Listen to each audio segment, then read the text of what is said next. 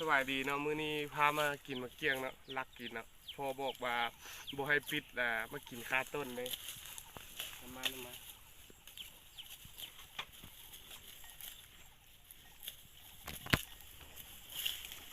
มันบ่ทันสุกเนาะให้มันสุกก่อนนึงเราจะให้กินเนาะแล้วนี่มาลักกินเบิ่งงัวก็ได้เฮ้ยไปไหมปักเลยจังน้อยถืออ่ะ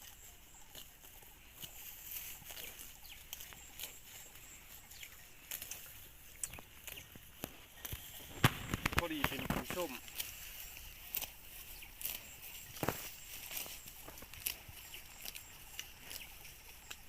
บักงัว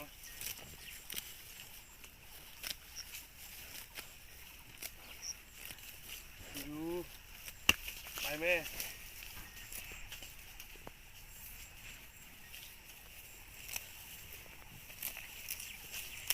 นี่เลยทานใส่จานเลยทานใส่จานเลยเนาะ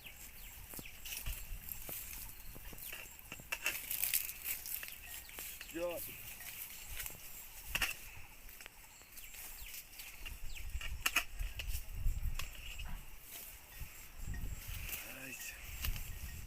เบิ่ง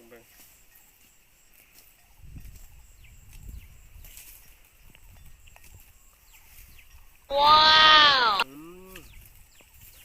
พอดีกินส้มเสียแต่แซ่บมันเอื้อนหลายหมด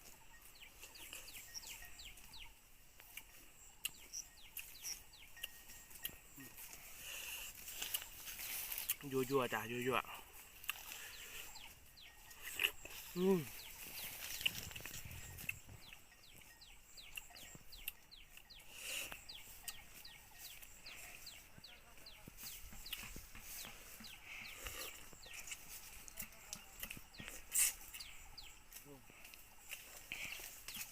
จำเลย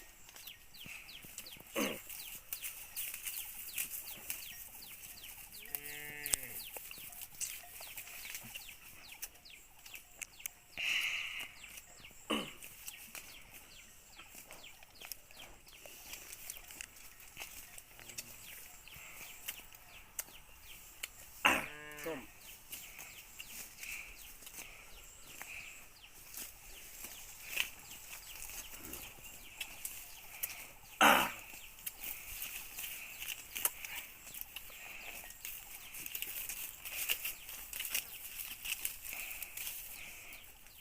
ติดเขียวมากไหมหมดละ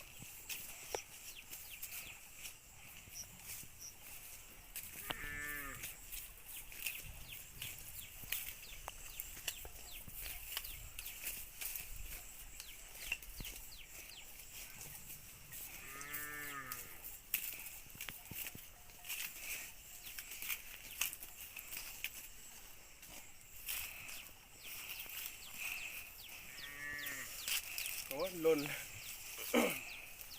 คือคอหายแท้บัดนี้มายั่ว